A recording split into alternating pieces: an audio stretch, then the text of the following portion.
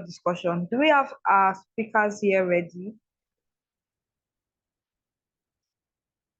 Yes, we do. All right. So very quickly, I would be passing on the first question to Temi. Our first question is, how can young people set realistic and achievable financial goals to cultivate a savings culture? How can young people set realistic and achievable financial goals to cultivate a savings culture? I'll pass on the mic to you to answer that. Thank you. Okay, good evening, everyone. It's nice to be here. Good evening. Good evening. So, young people can start by assessing their current financial situation. It's a great thing when you're young and you're already thinking about um goals and thinking about your financial time on your side. So the first thing that is important is, what is your current financial situation? How much do you realistically have? And then understand what your goals are.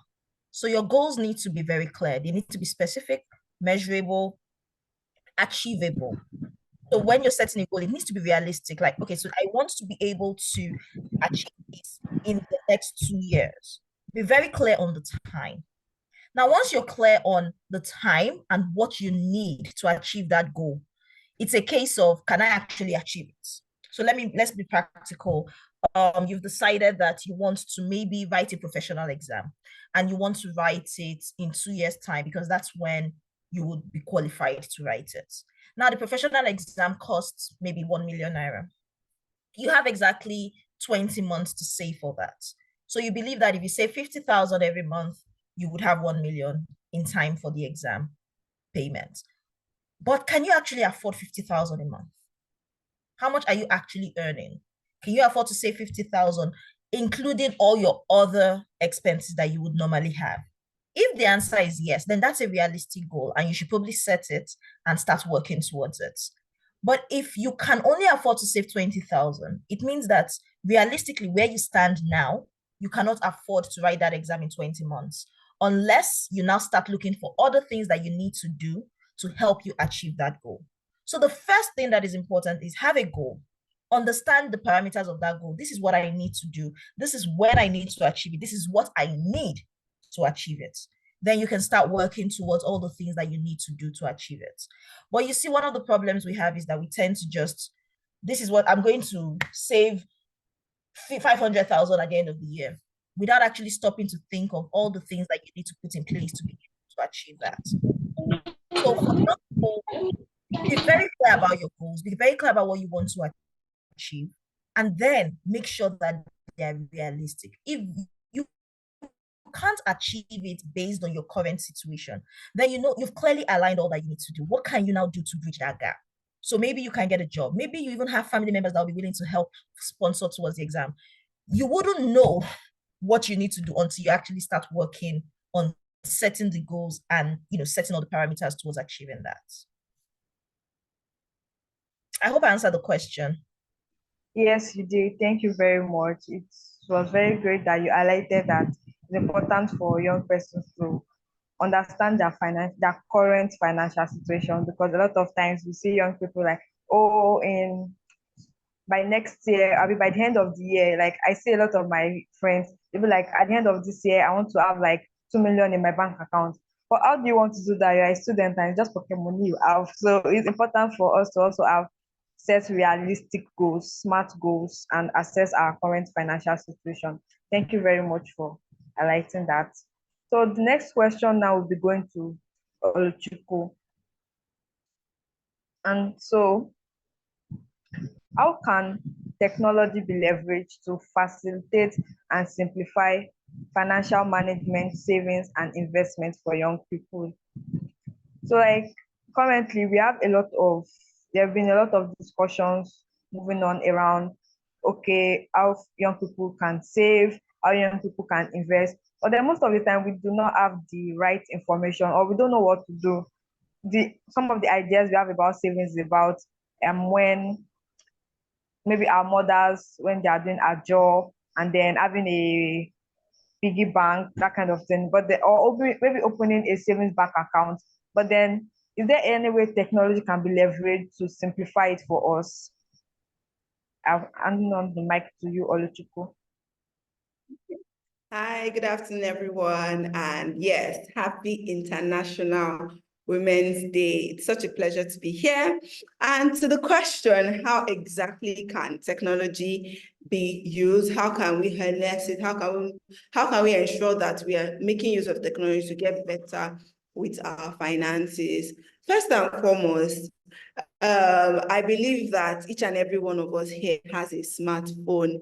Please let me know if we all have a smartphone, or rather, if you do not have a smartphone, raise up your hand. If you have a smartphone, type in the comments with an emoji or a sticker. So I know the person I'm talking to in particular. Who doesn't have a smartphone here? No response yet. So should I take it that each and every one of us here has a smartphone, right? So technology has come to make our life really, really easy. And especially for young people like us, I'm young, just in case, you can tell me I'm 18, I'll collect that age. But a lot of us here are young and we are tech savvy. We make use of our mobile phones, make use of our laptops, our tablets and all. So when it comes to investment, saving, financial management, and everything that has to do with our finances in general, you cannot but help but ensure that you're making use of technology. And if I say technology, I feel like I'm being vague right now. So let's talk about applications.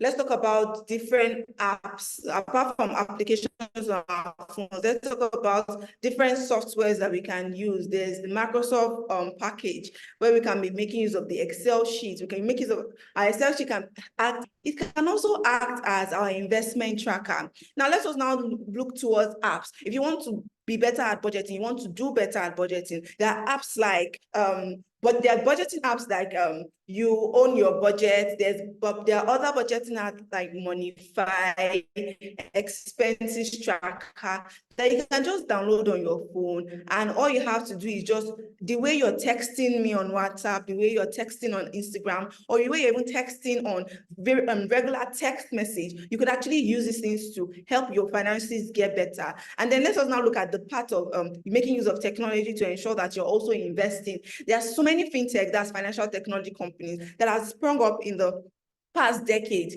Like before, in the past, in 2000s, early 2000s, and even early 2010s, you could not invest without carrying yourself, your two legs, to the brokerage house to get your investment done. Right now, with just your phone and completing your KYC, you can start to invest.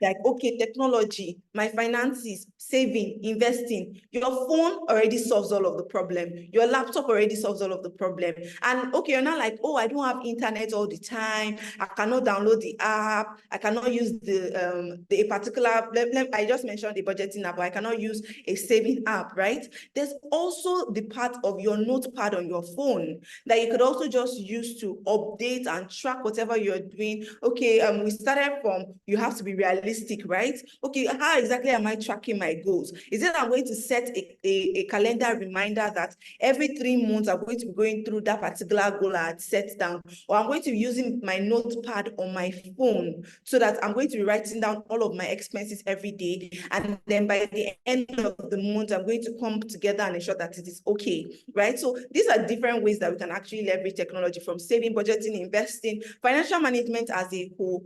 Your phone can actually help you. And let me not even streamline it to your phones. All of your gadgets can help you. The internet can also help you. So I hope that this is clear enough. Yeah. So yeah, over to you, Ayomide.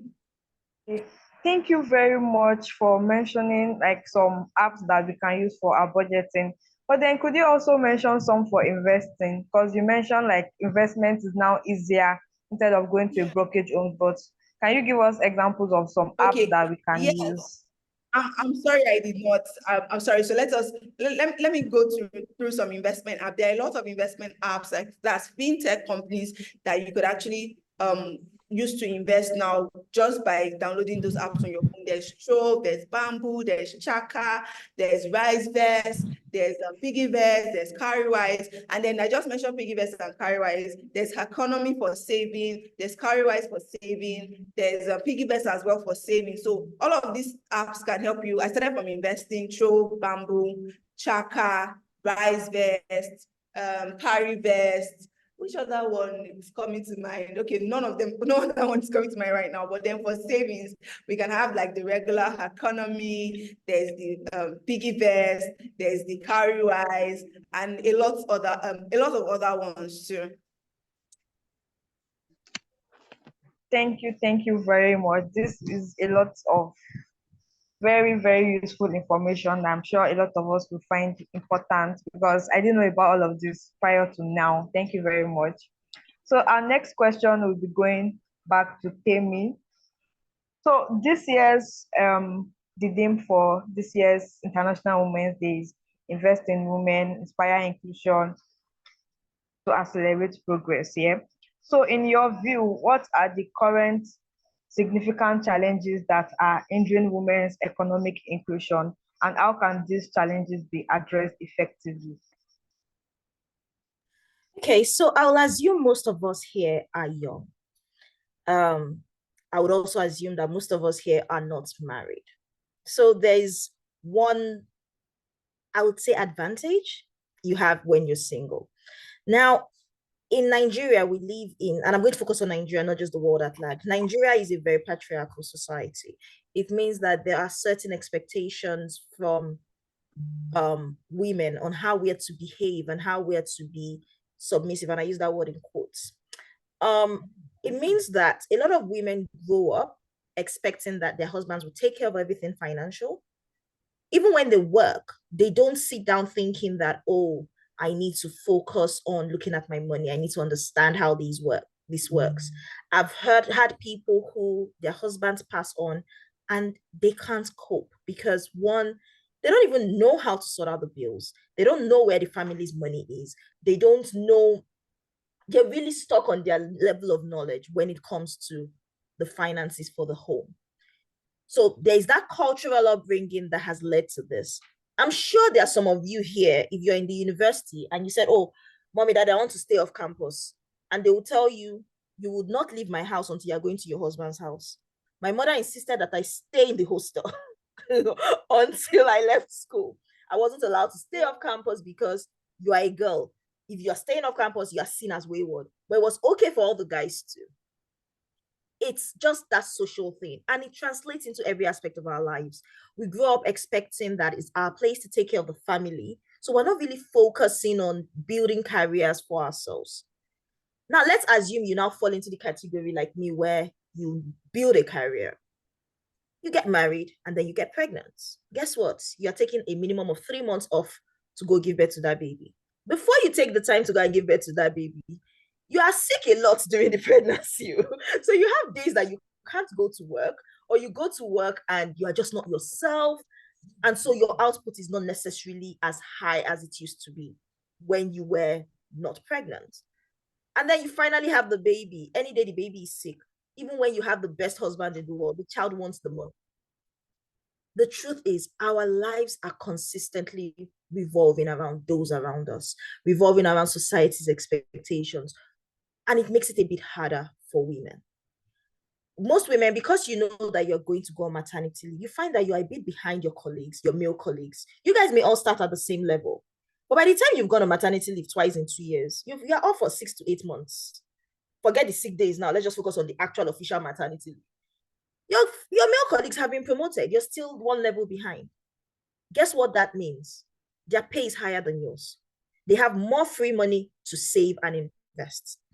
I've even heard situations where a woman got a job and they asked her if she was pregnant. She said yes. They told her to go and come back to resume after she gave birth to the baby.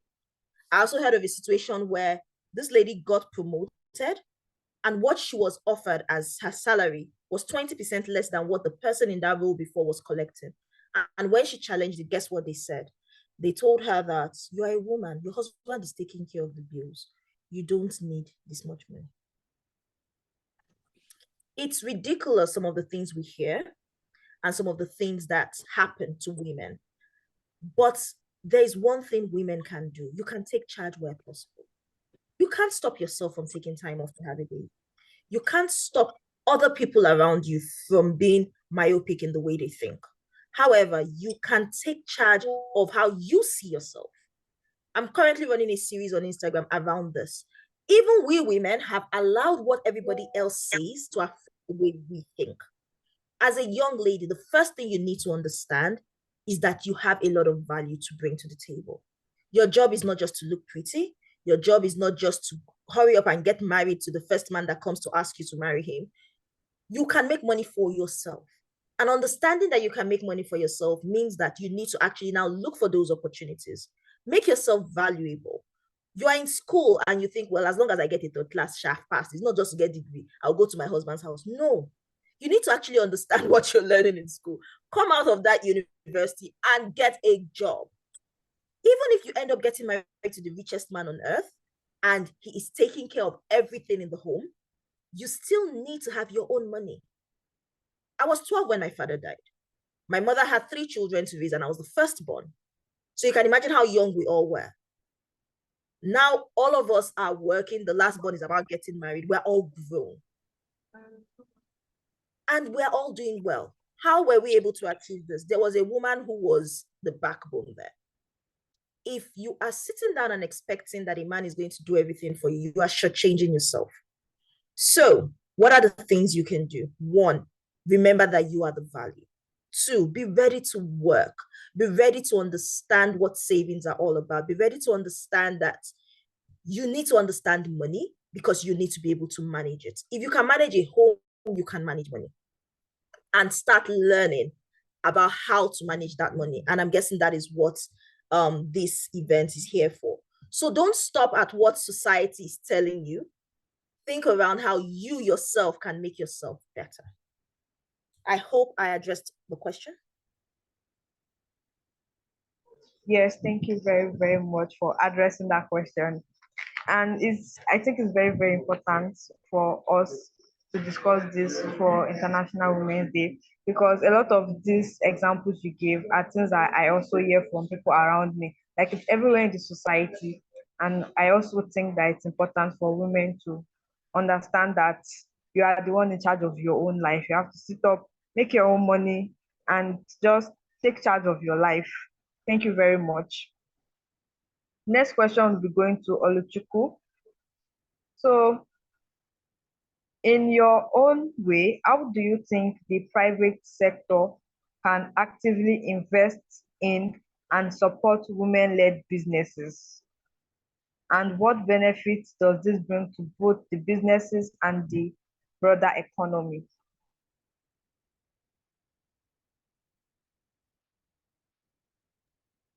All right, yeah, to answer that question, how exactly is the private sector going to like actively invest and support women-led businesses and businesses, yeah? So basically, more or less, you and I, apart from looking at all of the big names and the big brands that are out there, is that for me? Okay, so please confirm that you can hear me. Okay, I'll go ahead then. Okay, thank you. So the private sector can actually help businesses, can actually fund and support businesses of women-led businesses to grow by literally investing in them. So most of the time, I've seen a lot of people believe that, training women to start their own business is only for government businesses or only for NGOs to take care of. Meanwhile, that is not correct, because that way it means that we are reducing the number of people that can eventually get enough skills that would help them start their businesses. So from simple trainings like gathering women together to teach them little things about how to get better with their finances, how to manage their business finance better. In fact, how to even start businesses and manage businesses, because some women don't even believe that, oh, I can become a business, or I can start my own business, or I can become a brand that will be highly sought after in a few years. I could remember, let me just quickly draw back to a conversation I was in yesterday, and they were talking about the king and the kingmaker. And then we had to turn around how many people believe that entrepreneurship is only for a set of people. Meanwhile, some people believe that entrepreneurship is only inbuilt. If it is not inside my blood, if I did not know about it from when I was small, then it is not for me. However, entrepreneurship and business could also be learned. It could be learned the same way we go to school and study for 4 years and come out with our degrees. It's the same way we also can start doing businesses. So the private sector, I'll start from you and I, because that is like the one I know. I know you and I know myself. How exactly can both of us ensure that people or women can become better with their businesses?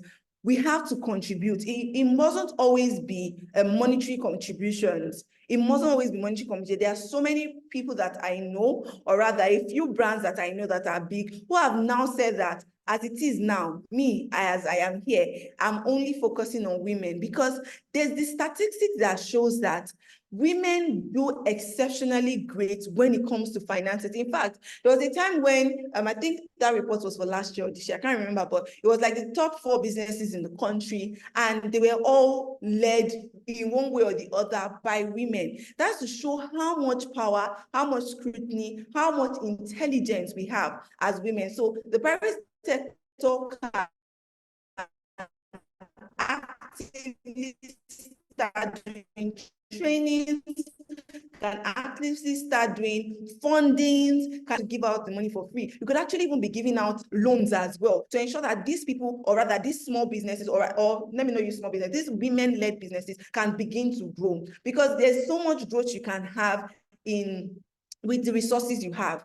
If you have limited knowledge, you're going to continue to run around with that limited knowledge. If you had limited funds, you're also going to continue to run around with that limited funds. So once you and I'm going to use you and I for private sector, begin to know that, oh, if I empower this particular person, if I give them this knowledge, if I give them this money, if I give them this loan, they're going to do better.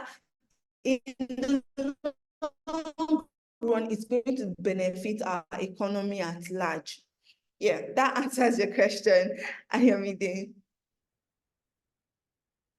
Okay. Thank you very much for answering that question. And I like, as you mention, like the private sector is you and I. So it's not just waiting for some bigger companies to do something. We also can do something in our own capacity. We can train women, we can educate them. And even a platform like this session that we're currently having is also serving to educate women about their finances.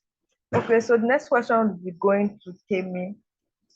And I would like to ask, so many young people are struggling with huge debts and are falling victim to scams and all those quick get rich schemes. So how can we come out of these financial debts, and what practical steps can be taken to achieve this? So like there are a lot of all these, I don't know, platforms that they say if you put 10,000 and you leave it for like 2 to 3 days, you can withdraw and get like 12,000. And then a lot of times this turns out to be scam, and that is our own knowledge of financial literacy. That is our own limited financial literacy. So like, and because of that, we're falling into a lot of debts. But then how can we know, okay, what platform is the right platform to invest in, and what platform is the wrong platform, and how can we come out of this financial debt? What steps can also be taken to achieve this? Thank you. So you've asked a lot of questions. So if I miss anyone, just bring it back when I'm done.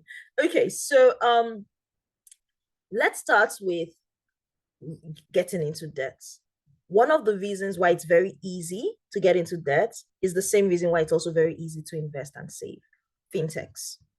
Literally pick your phone, In fact, I think a lot of them now use USSD codes. Just type something in and you've gotten a loan at the touch of a finger. You did not stop to think about what you need the money for. You did not stop to think about how you would pay it back. The ease of being able to get it is the reason. Now you've taken a loan that is, I know someone who took a loan of 70,000 and that loan snowballed into 475,000 naira in a few months because he kept taking from another app to pay the next app, taking from the next app to pay the next app. And it was in huge, and he cannot tell you what he used that money for. There was the other one who took a loan to pay school fees. So yes, there was the, you would say, legitimate need, and then there was the definitely not. The point is, you should not borrow money that you don't have. Let me be very clear. I am an employee. I also have a business. I have loans, but my loans are capped to what I know that I can reasonably pay back. And I can pay back my loans even if I lose my job. I don't know if you understand me. I have other assets that I can use to pay back my loan even if I lose my job, which by God's grace I wouldn't. You know, we have to put God in everything just to be sure, just to be sure that we're safe. But yes, now the point is this: as a young person, you don't necessarily have that solid stream of income in the first place. What do you need a loan for? The only legitimate thing I can think you need a loan for is somebody so sick, there's no money, there was no insurance, and they've come to you, which should not be the case. But in Nigeria, we find that young people are carrying more load than they ought to carry. Maybe you take a loan, but why go to a loan app? Why not go to human beings and family to help? Avoid using technology the wrong way. Avoid borrowing on credit. Avoid borrowing with interest, especially when you don't have a source of income. How are you going to pay it back? Secondly, you need to have a budget. If you have a budget, you know how much you earn. Remember our conversation at the beginning when we're talking about your goals. You know how much money you get, whether it's pocket money, whether you're making hair in the hostel and you get money for making people's hair, whether you cut people's hair, whether you help people type projects, whatever it is that you're doing, you know how much you are likely to make. Map your expenses to that amount. Don't cut your coat according to your size. Cut it according to your material. There's a difference. If your material will only sew crop top, you cannot sew full boo-boo. Sew the crop top. Whatever you can afford is what you should live within. So if you can't afford to eat 3 square meals, try to even help you stay slim. It's good. Don't be like us that we're eating 5 square meals. Manage your life within what you can afford. You see, social media is a bane these days because everybody is looking at it and they're seeing how other people's lives are and they want their lives to be like that. That is not real life. Literally, I'm talking to you now. You can only see what I am showing you. You can't see the rest of the room I'm in. So you can only see what I have allowed you to see. Everywhere else in this place could be a crazy mess. And I can be sitting out here telling you how, oh, I'm the most organized person. I'm a mother. I have a child. I have a job. I have this and that. And look how stress-free I look because I'm taking care of everything. I'm keeping things to time. It's a lie. Do not allow other people's lives confuse you. And that is one problem a lot of young people have: peer pressure. You're listening, you're watching adverts, you're seeing the latest thing in town and you want it. I remember a cousin of mine came to me and was asking me for money and she had an iPhone. At the time, I didn't even own an iPhone. And I asked her, okay, how much is your iPhone? She told me. I said, sure, you can sell it. Buy an Android and then use the change to do this thing you want to do. Why are you disturbing my life? You are clearly richer than I am. There are some things you don't need. Live within your means. So that's one. Have a budget.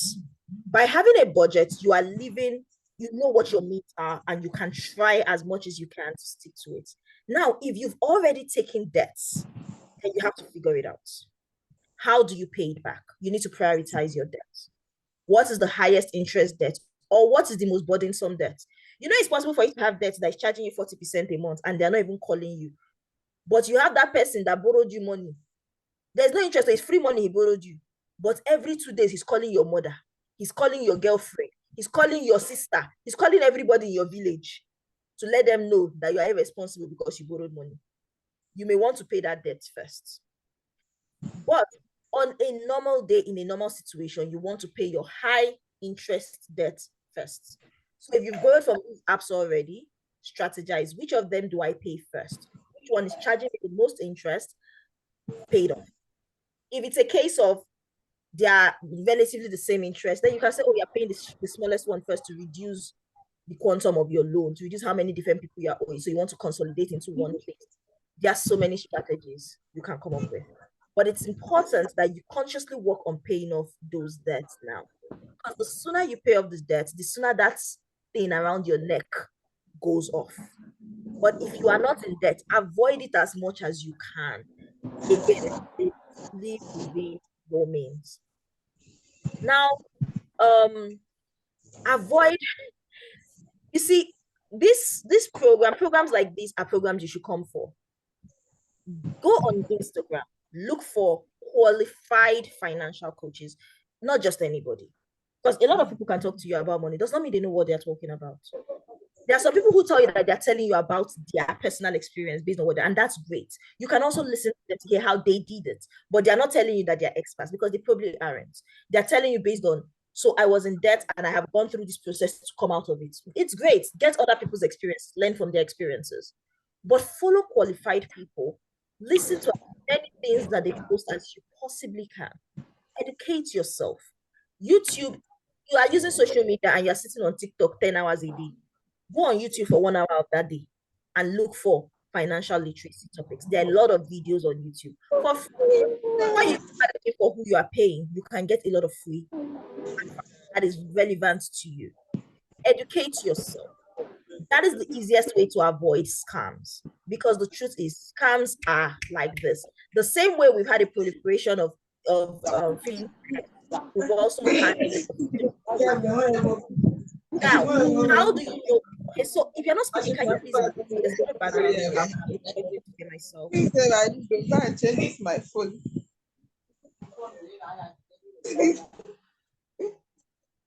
It's my phone. Don't try. Okay, so there's anyways, I'll try to speak. So see them now. Thank you. So if you have a particular investment platform you want to use, there are some tips to figure out how to figure out if it is genuine or a scam. First of all, who is behind that app? Let me give you an example. Optimus is not necessarily new, but a lot of people just started hearing about it recently, right? Who is behind Optimus? AfriInvest. Go and research AfriInvest. AfriInvest is registered by SEC. They've been there for how many years?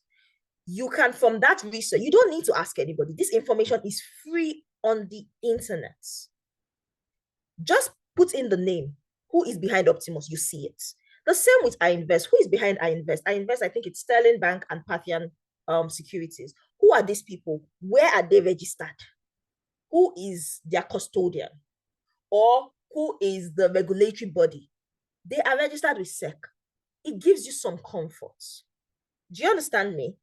You can even go on the SEC platform to search to know who is registered with them, because some people can tell you that they're registered and they are not. You don't know. So search these things. Take your time. Look, again, you have your phone, you have the time, you have the internet. It isn't hard to do this research. There's one thing I tell people. People come to me, oh, what should I invest in? I am not an investment advisor. I do not tell you what to invest in. I'm a financial coach who helps you understand the basics. Why do you need to understand the basics? Because when you understand the basics, nobody can deceive you.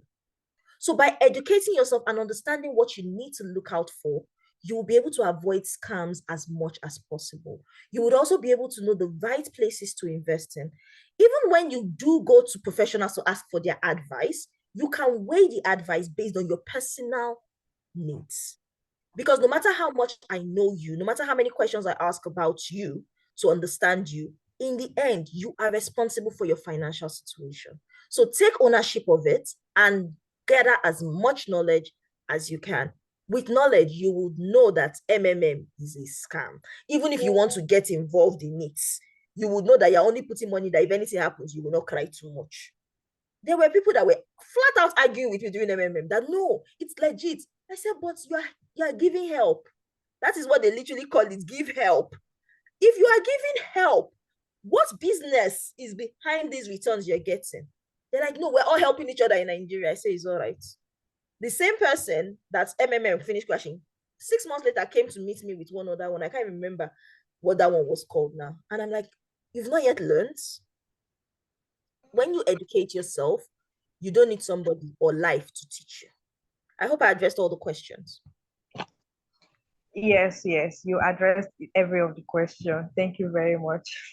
And I appreciate the fact that you mentioned like we can search for this investment stuff on the SEC platform, because a lot of times a lot of people will just maybe a platform. I've forgotten the one that was doing then, Sef. But then a lot of celebrities were posting about it and influencing for it, and people were like, "Oh, it's legit for so and so and so penny to talk about it. That means it's legit." And then the platform still crashed, and a lot of my friends lost their money. So I think with this kind of, if we can check for the name of the people behind it on the SEC platform, then it would be very nice for us to know, okay, where should I put my money? Where should I not put my money?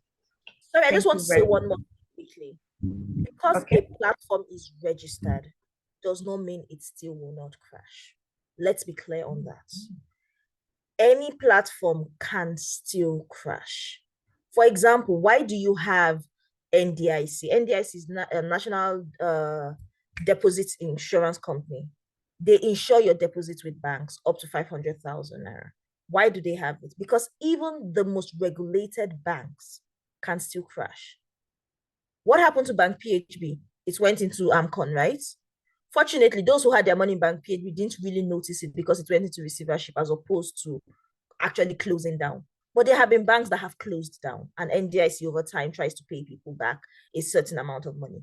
So even legitimate businesses can collapse. We've all tried to start something, even if it is you buying sweet outside in packet and coming to sell it one in front of your house.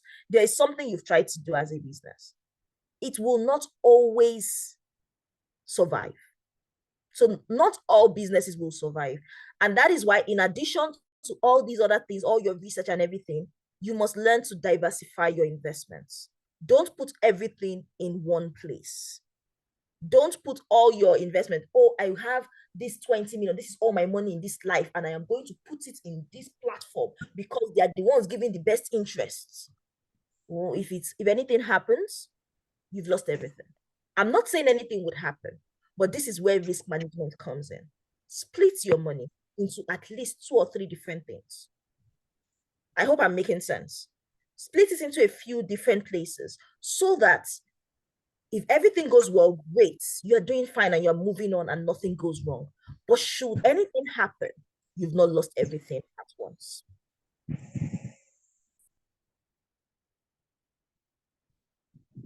Thank you very much. Okay. Can you hear me? Yes, I can hear you. Okay, I thank you very much for clearing that out for us. So it's not just about if the platform is registered or not. You also have to make sure like you're not putting all your eggs in one basket. Like, oh, this platform pays 20% interest. Let me put all my money there. In case anything happens, we should learn to mitigate risks by ourselves. So I'll be moving on to Oluchukwu now. So our next question is, what are the benefits of savings and investments, and at what age is it advisable for young people to start? So like as young persons, can we start at maybe if you want to invest now, maybe age 20, age 25? What time is the best time for to start? Okay, thank you. Sorry about that noise. My phone fell. Okay, yeah. What time is the right age for us to start? In my opinion, there is no right or wrong age as to when you should start your saving or investing journey. Though there are a lot of us, there are actually a lot of us that in as little as we're like 7 or 8 years, whenever they give us money, the ones we eventually do not give to our mom, we already give them, we already start using those colo and likes to keep our money. That actually is the beginning of saving for you, if that was the time you started keeping money aside as saving. However, that does not mean that at that point in time, you literally understand what you're doing. So as soon as you're done with secondary school and you are beginning to make decisions for yourself, in the sense that you can decide on what you want to eat by yourself, then obviously you can decide on whether or not you should start saving. And then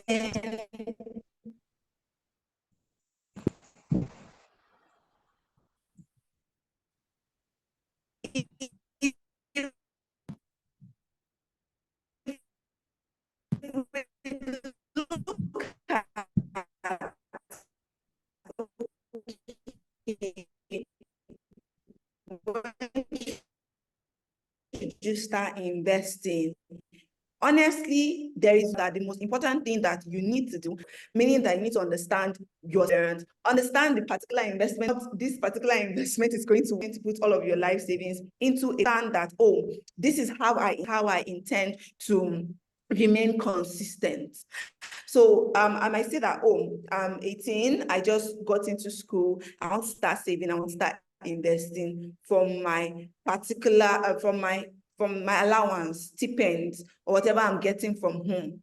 So before you go ahead and say, okay, I want to start doing this investment, or I want to start doing this savings, it is important that you know whether or not it is the right fit for you, whether or not you should continue using that particular, probably you're using your bank. What are the categories, or what are the things that are important for me to put, like, because, okay, let me use this as an example. Please, if your mic is off, you're distracting. So let's talk about your bank. Let's say you want to use your bank to save. Do you know that if you're using your regular bank account to save money, if you withdraw your money more than 3 times in a month, that there's debit more than 3 times on your account, you have forfeited your interest for that month? It is plainly written in the account opening statement that you signed. But I know that a lot of us don't read it. We just go, boom, sign, give it to the account manager.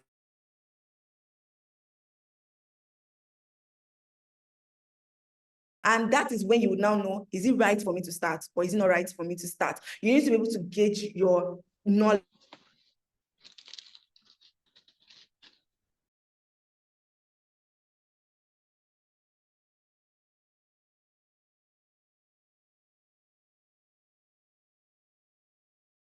Before you go ahead and say you want to put your, before you decide that you want to go and put that money that you're paying, a particular investment works. It's not too long. Funny thing is, that was one of the things that prompted me to start like my personal finance journey, my own personal finance journey.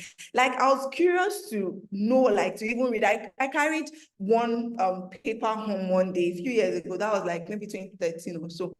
And I'm like, what exactly is even on paper?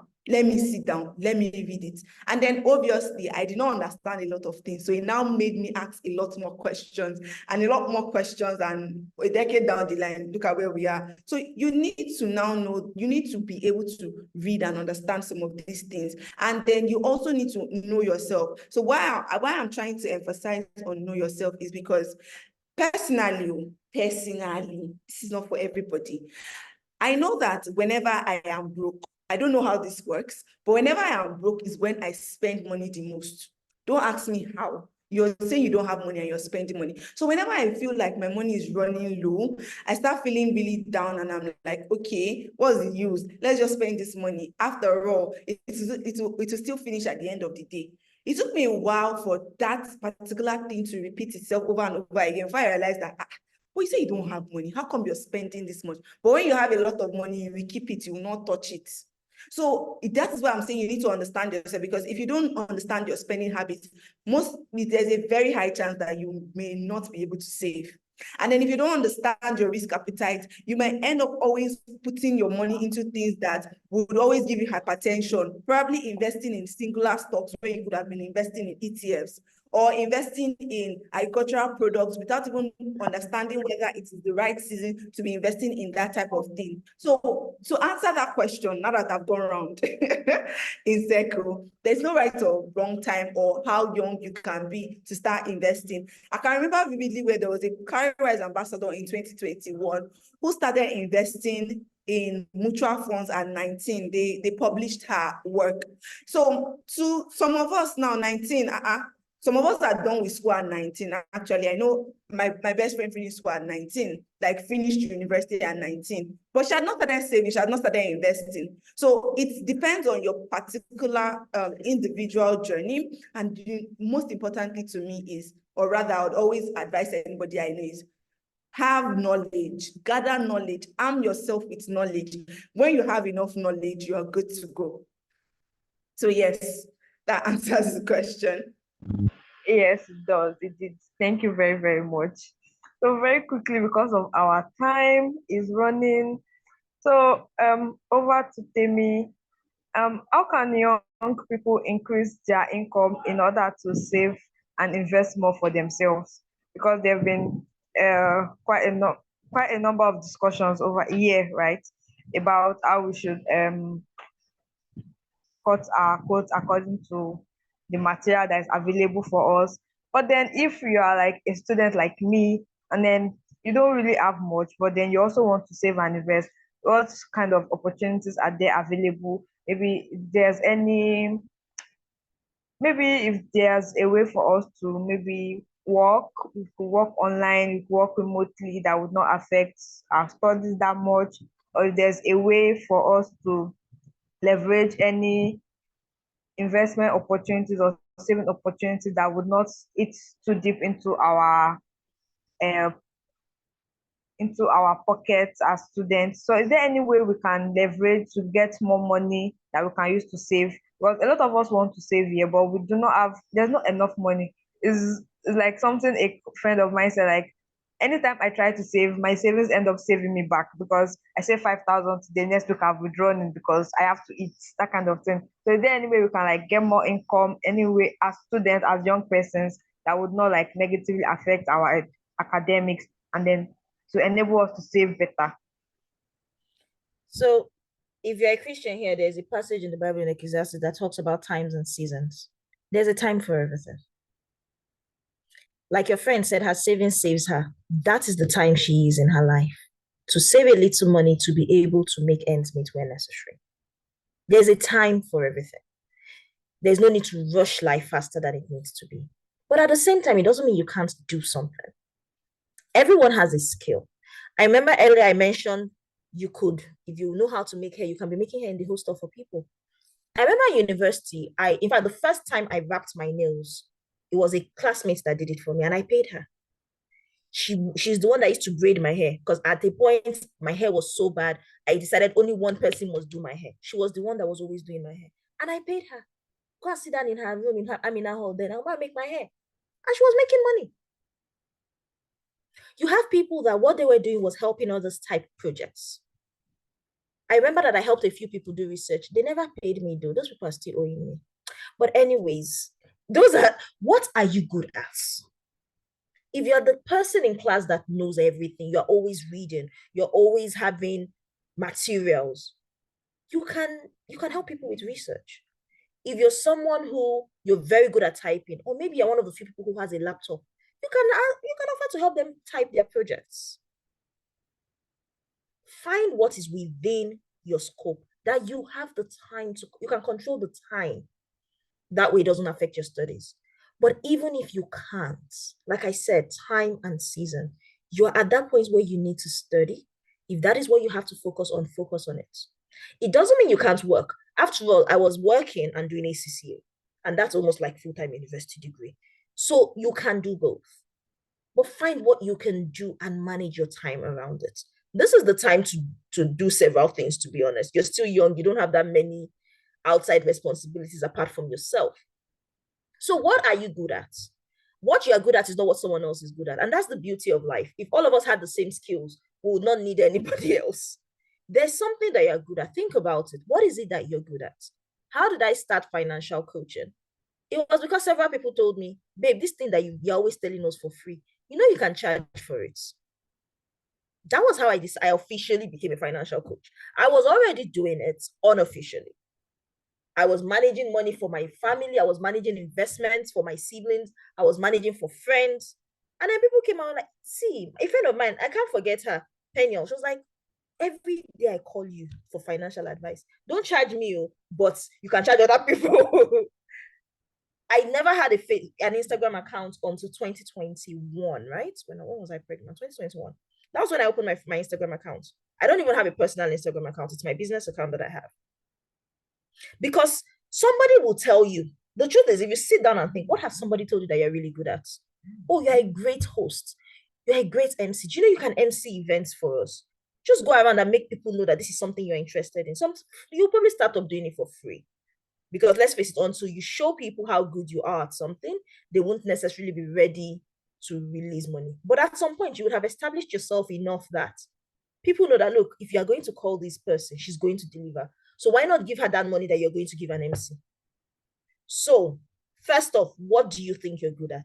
Second, what have other people told you that you're good at? Sit down and think around this, and you can walk around establishing something within the space. Another thing that is very important for you at your age now, even if you're not thinking about starting a business now, you need to start understanding what are the skills that are needed in the world today. AI is coming, it's taking a lot of jobs. What new job are you going to be able to do? Maybe go and study how this AI works and even know how to utilize it. I don't know. What is the skill of the future? Start doing your research. And while you're in school, you can start doing continuous education courses to help better you for when you come out. Because when you come out, maybe there will be no job in your field. Can you guess what I studied in the university? If you were asked to guess, what would you guess I studied in the university, Ayomide? Or anyone in the chat? Administration. Elizabeth says biology. I studied theater arts in university. Wow. Wow. My faculty was theater arts. And now I am not just a chartered accountant, I'm also an ACCA fellow. I came out of school and I went to get a job with PwC. You don't even need you don't even need to start a job. What you're studying in school does not necessarily mean that is what you will do in the future. So remember that. So start thinking while you are studying whatever you're studying. You're not studying computer science, tools around it. When you come out of school, you can even start utilizing it in school. So the point is, understand the future you're coming into, understand the season the world is in, and find the role that you have to play in it. I hope I have given some insight here. Yes, these are very, very good insights. Understand what you are good at and what people say you are good at. Thank you very, very much. I know our time is fast spent, so I'll be moving on to the last set of questions now. And so very quickly, this is to Oluchukwu. What is one financial advice you received earlier as a young person that you want to share with the young people currently on this call? Okay. So mostly the only financial advice I got when I was quite younger was more of making money, get good grades, and you're going to be very well. You're going to do very well in school. You're going to do very well out of life. And then that was later topped up by one of my favorite people in this world. Like, I'll call her my mentor, that she told me how be so good, be so good that they cannot ignore you. Be so good at your craft that whenever they think or whenever they look for somebody, it is you they are going to be looking for. So it means that always give value.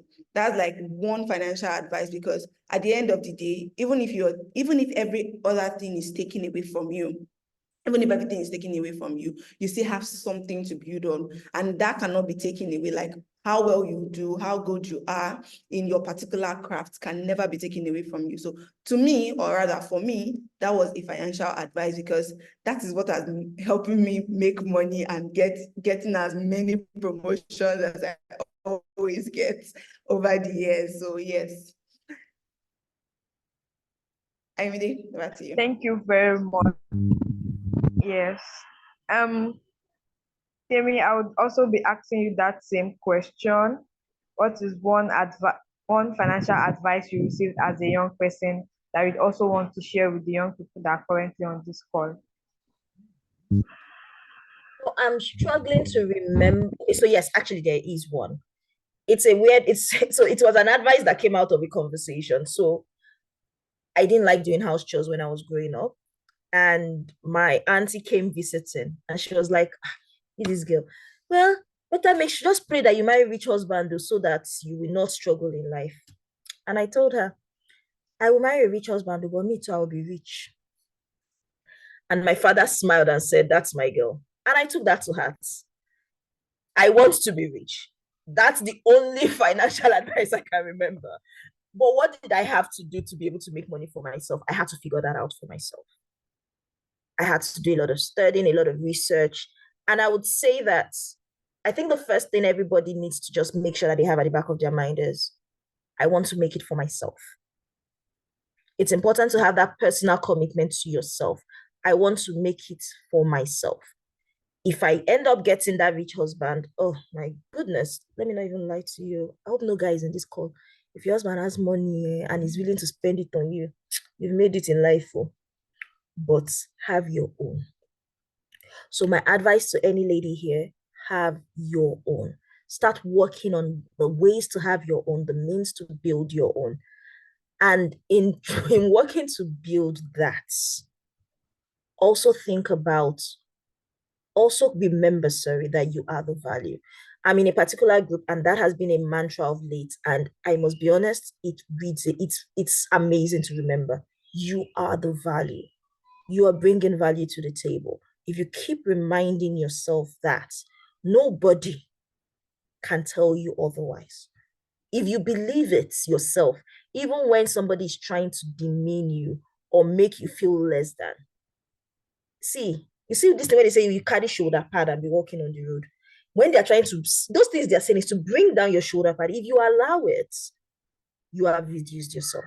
Always remind yourself. If it needs getting a sticky note and pasting it on your mirror whenever you're dressing in the morning, repeat it to yourself. I am the value. I am important. I bring something to the table. And of course, as you are saying it, make sure that you are bringing something to the table.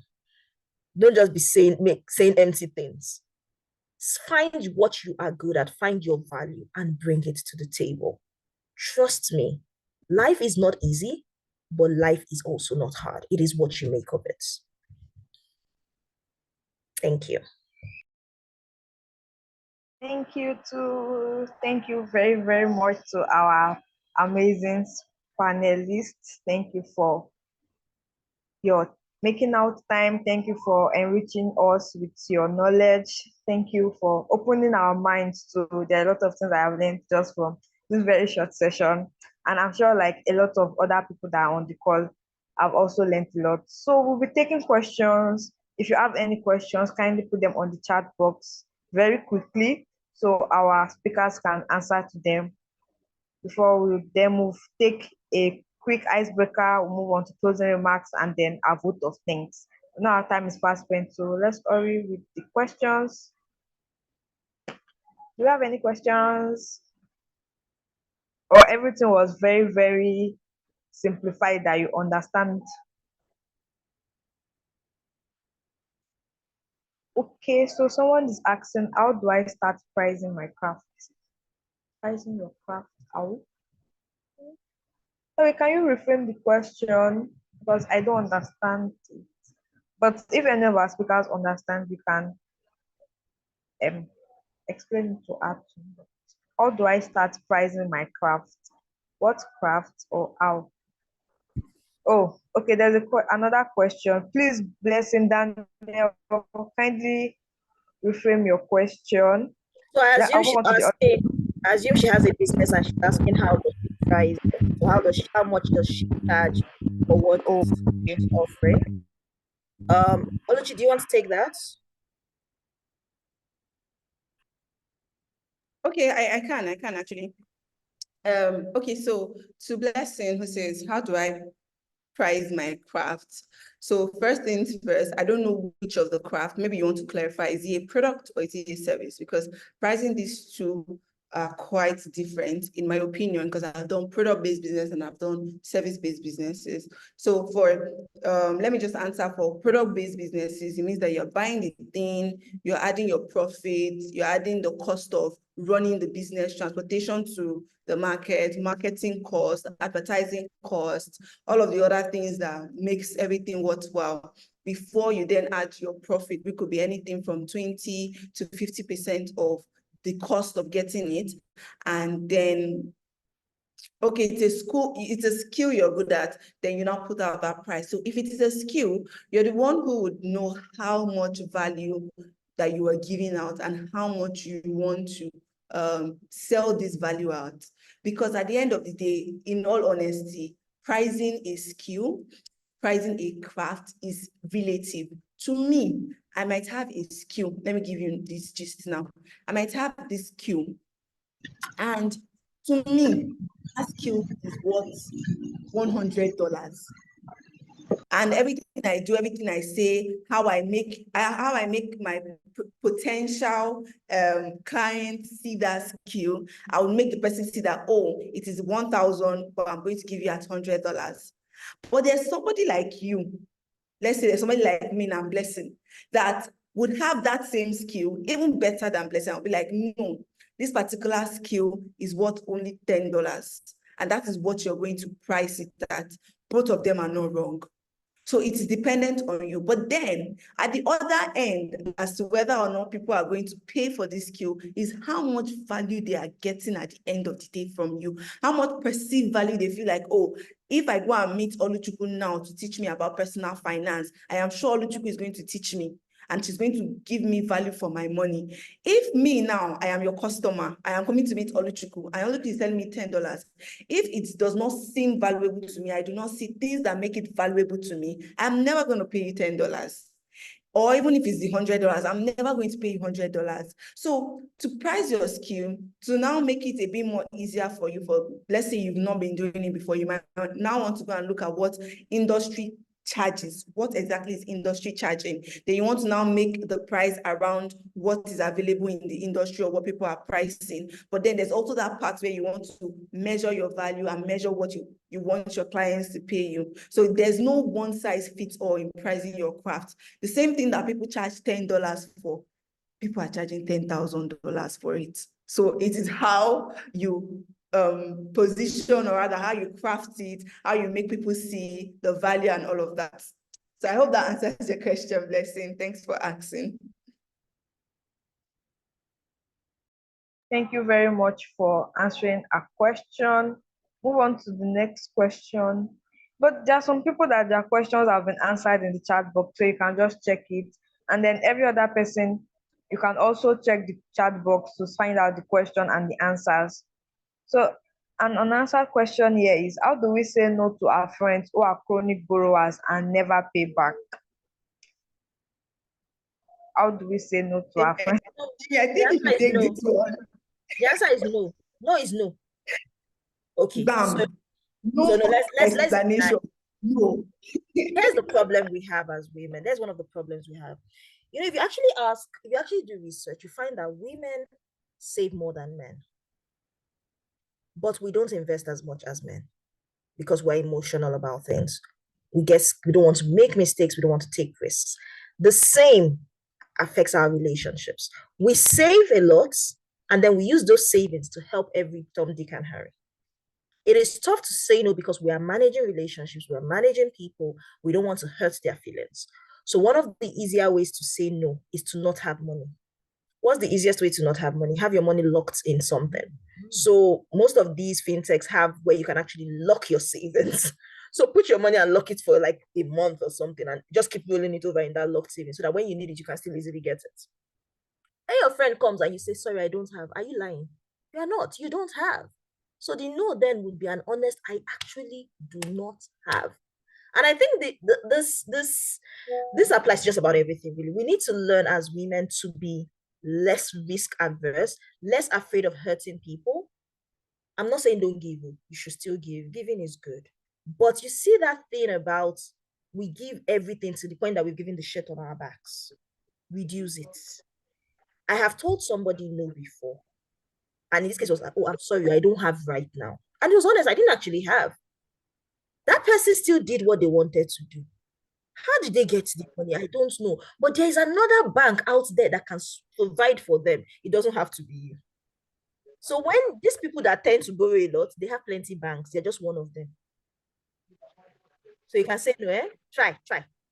Start practicing it. Sometimes to the same way you are saying I am the value in the mirror, also be saying no. After a while, it's just become natural.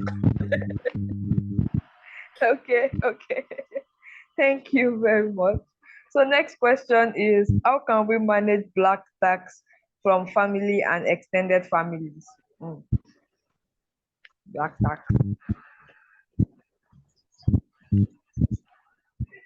Okay, I'll take that. I'm sure we know what black tax is. Everybody has those people that rely on that. It's the same thing with these our friends that like to borrow.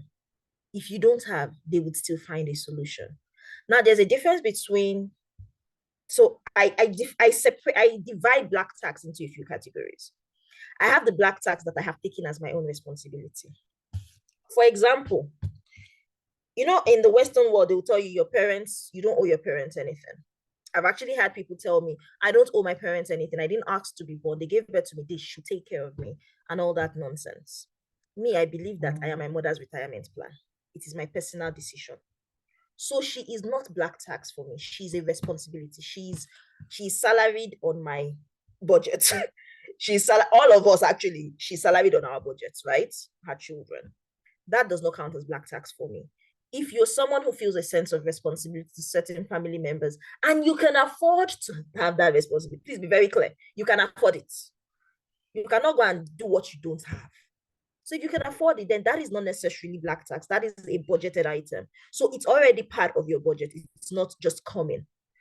Then you not have all these hangers on that think that because they once wiped your diaper, in fact, they probably didn't wipe it. They were probably the ones that were closing their nose when somebody else was cleaning. But they'll tell you they were there when you were born. So they deserve something from you. They don't. Have a budget. Have a line in your budget for black tax. Like literally have a line. If your budget is 50,000 and you decide, I want to save 20% of my 50,000, you bring out the 20%. I'm giving my mother or my father 10%. You bring that out. That's 30%, right? From the rest of the budget, you break it down into all your other expenses. How much is left? If you have maybe 2,000 or 3,000 left, that is what is available for black tax. When the money finishes, it has finished. I actually have a line in my budget called charity. I don't call it black tax so that I don't feel angry. It is charity / giving. Once that line has finished, once the money in that line has finished, come back next month. If you come on time, you'll be at the top of the line. There is a queue.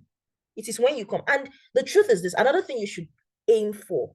You don't have to always give everything somebody asks you for, even if you can sometimes. So someone comes to you, please, I need 20,000 naira. If you can afford to give that 20,000, you don't, unless of course there are people that you really want to help. Don't get me wrong. Again, and I go back to this, what I said before. Don't become selfish. Don't become stingy. But even in your generosity, be wise.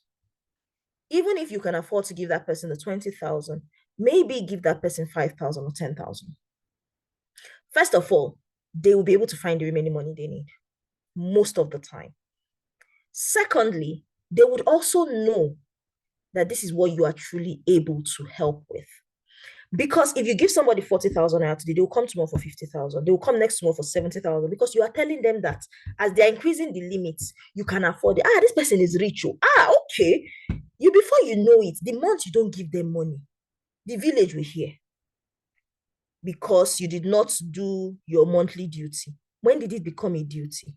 I have had personal experiences of helping people, and suddenly it became an expectation. Babe, how far? I've not heard from you this month too. I'm like, I'm sorry, what do you mean? You know, that hour you as in like it became an expectation. So you want to avoid entitlement mentality. You want to avoid taking on what you can't afford. So have a line in your budget and let it be realistic to what you can afford. Don't overdo yourself because you want to be Mrs. Nice Woman. I hope that helps. Yes, yes, that was even more than helpful. Thank you very, very much. I think that is all the questions. The rest of the questions in the chat box have been answered. So, like I said earlier, you can also go through the chat box and find answers to the questions that other people have asked. So, let's take another icebreaker. Now, this icebreaker is just something simple. So, in the chat box, with the makings of the chat box, you tell me one of the most interesting thing you've learned recently. Like, think of something you learned recently that is interesting and that you can also share with us that we can benefit from. So, should I start? So, something interesting that I learned recently was how to use what's the name of that application? Gemini. Yes. The Gemini app is like Chat GPT, but then this one is more explanatory. And then if I need to learn something, like it helps in preparation. Anytime I'm preparing for like tests or examinations, I just like input kind of function of the kidney or the liver, and then it explains it, even gives diagrams and stuff like that. So yes, that's something interesting that I learned recently. But then let's also share our own in the chat box. Anything interesting that you learned that you think we can also benefit from? Let's do that quickly, quickly, quickly.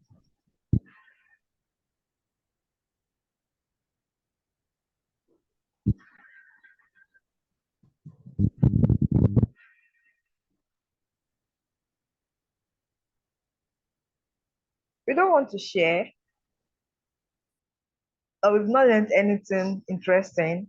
Like even today, you did not learn about investing, you did not learn any new apps. Okay, okay. Josephine said she learned how to use Canva Pro for graphic design. That's nice. Well done. Okay, Elizabeth said she learned that the private sector is you and I. Yes, we learned that today. That is very nice. We just learned something new.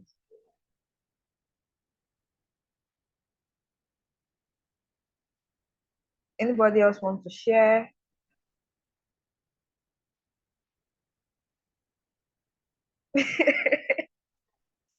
Okay.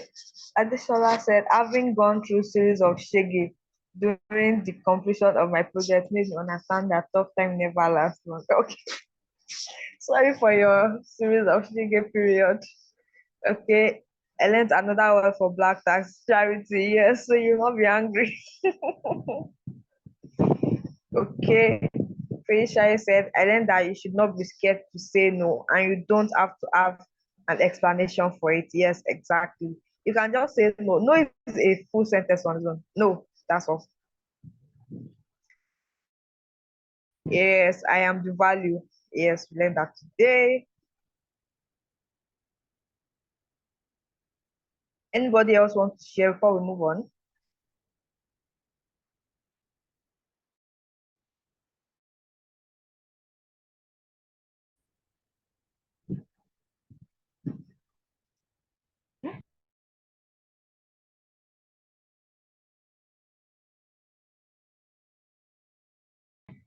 Additional life isn't our speaker. Victoria, I learned that you cannot play a game on IG. If you send an emoji to someone on IG and you tap on it, wow, that's nice. That's nice. Okay. If I said I learned about some applications for investment and savings. Yes, very good. Don't borrow money that you don't have. Yes, it's important. Don't be like some of the people around me that they don't even have anything to use the money for, but then they just want to borrow the money. And I think that's what brought about the, I don't know, like late last year there were a lot of palmpay agent jokes. Like a lot of students were borrowing money, and then palmpay agents were coming to track them up and down. So don't borrow money that you don't have. Yes, I must bring value to the table. Yes. What I learned is consistency over perfection in my attempt to achieve my goals. Yes, I am important. Yes, you are. Also, measure your value. There is no one size fits all. Yes, great. So, thank you everybody for sharing. And